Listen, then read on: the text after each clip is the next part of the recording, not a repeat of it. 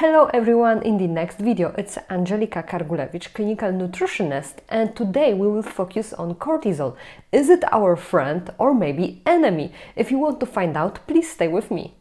Currently, there is much attention surrounding cortisol and hypercortisolism, which means elevated level of the cortisol in our body, along with its potential health consequences. But is cortisol something we should fear? The question is, what is the role of cortisol in our body? Is it our friend or maybe enemy? For sure, we should remember about its positive role. When released in appropriate amounts, cortisol plays a crucial role in our body. For example, in a stressful or threatening situations, it mobilizes the energy substrate like glucose, free fatty acids and also amino acids to provide necessary fuel for action, fight or flight. Cortisol also regulates immune functions, including anti-inflammatory actions, and also suppresses the immune activity, which is essential in treating autoimmune or inflammatory diseases. Problems arise when cortisol levels become chronically elevated, disrupting the body's equilibrium, so-called homeostasis.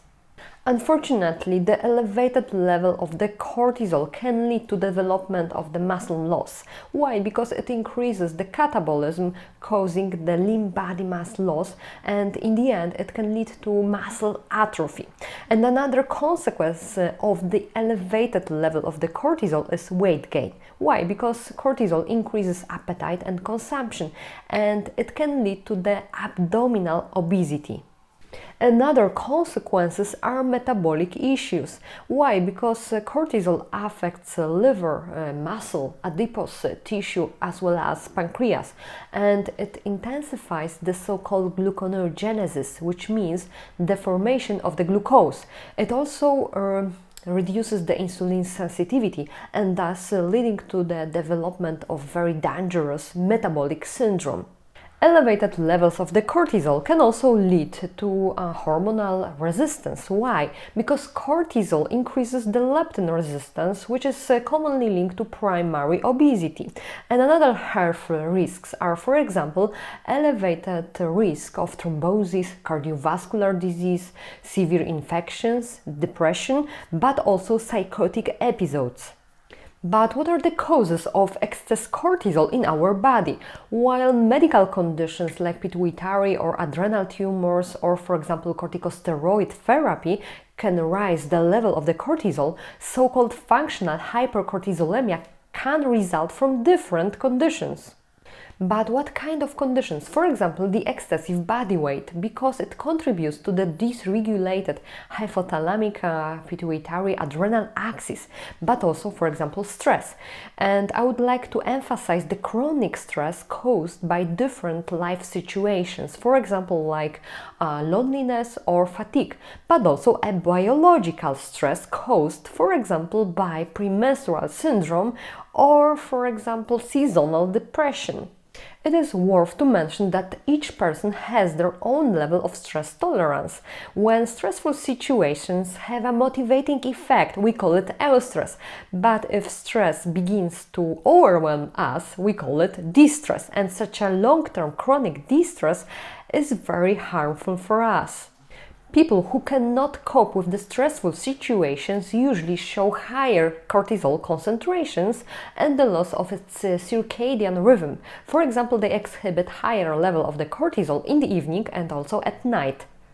And the question is if we can naturally decrease the level of the cortisol. For example, if we are exposed to the stressful situations, if we are very nervous, or for example, if we do not follow a healthy lifestyle. So what kind of strategies we can implement into our daily routine?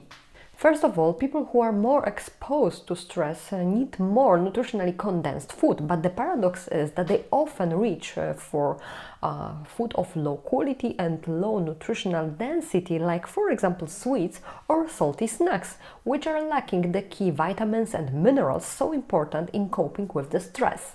The good news is that dietary choices can play a significant role in reducing the elevated level of the cortisol.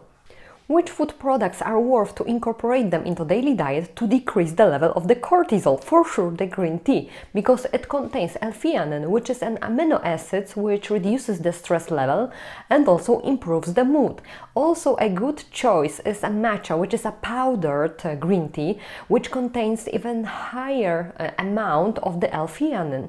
Also a good choice is a half-fermented tea, Oolong, and also a Tulsi, which is a holy basil. Another nutritional advice is to incorporate protein in your daily routine. Adding protein to the meals can reduce the glycemic load, stabilize the glucose levels, and also reduce cortisol spikes. The protein sources include, for example, high-quality meat, fish, eggs, legumes like tofu, and also seeds like pumpkin seeds, sesame, or almonds. These foods contain also amino acids like phenylalanine and also tyrosine, which support the nervous system in managing stress. Another important nutrient is dietary fiber. Sources like psyllium husk, flax seeds, and also, for example, plantain, also called plantago ovata, slow the absorption of the carbohydrates, stabilize the blood sugar, and increase the release of the serotonin, which is important when it comes to stress relief. Don't forget to eat avocado, rich in potassium, which regulates the blood pressure, and also healthy fats, which support our stress resilience. Omega-3 fatty acids found in fatty fish like salmon, mackerel, or for example herring. It is important that those omega-3 fatty acids support the brain function and also serotonin synthesis. And as a curiosity, I will add that DHA, docosahexaenoic acid, long-chain polyunsaturated fatty acids found in fatty fish, or for example in fish oil, affects the expression of genes responsible for serotonin synthesis. We should not forget about plant-based sources of omega-3 fatty acids, for example like flax seeds, like walnuts, but they provide alpha-linolenic acid, and its conversion to EPA and DHA, so-called active forms of omega-3 fatty acids, is limited, especially under stress. We should not forget about nuts, seeds, and also dark chocolate. High in magnesium and also B vitamins alleviate the stress. Chia seeds, walnuts, flax seeds, almonds are excellent sources. Dark chocolate also provides the phenylethylamine, a compound that improves the functioning of the brain neurotransmitters and thus regulates the functioning of the nervous system, including mood. What else? For sure, leafy greens. Vegetables like spinach, kale, chard or chicory are rich in magnesium and B vitamins, which are essential for nervous system health. And what about fruits? For sure, we should remember about berries.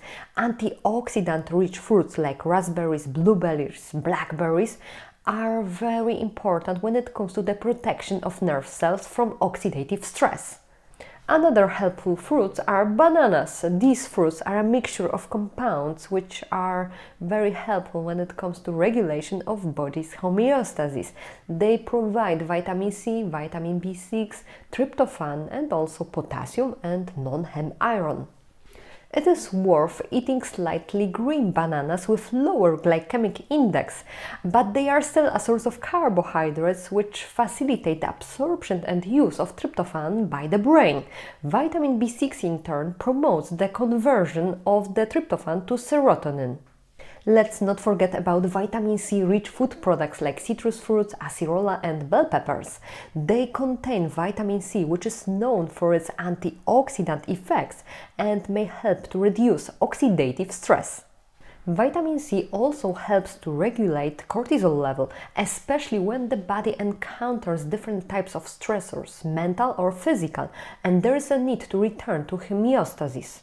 I would like to mention also the probiotic food, fermented food products like for example fermented dairy food products or pickles, especially those which are rich in live bacterial cultures, may have a beneficial effect not only on the digestive system but also on the entire brain-gut axis, making it easier to cope with the stress.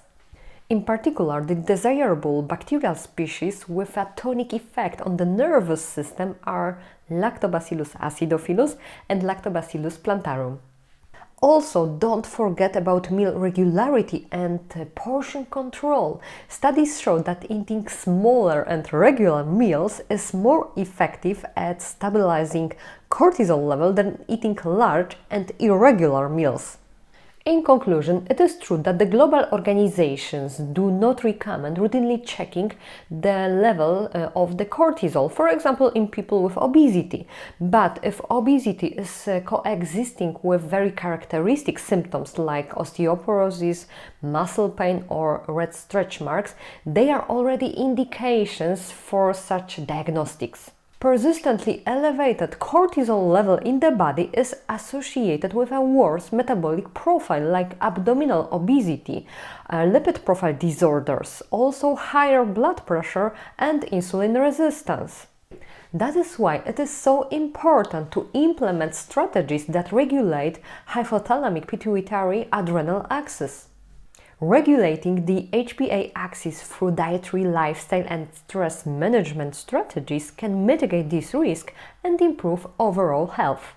Thank you for watching my video. I would be very grateful if you can leave the comment and also subscribe my channel. See you in the next episode.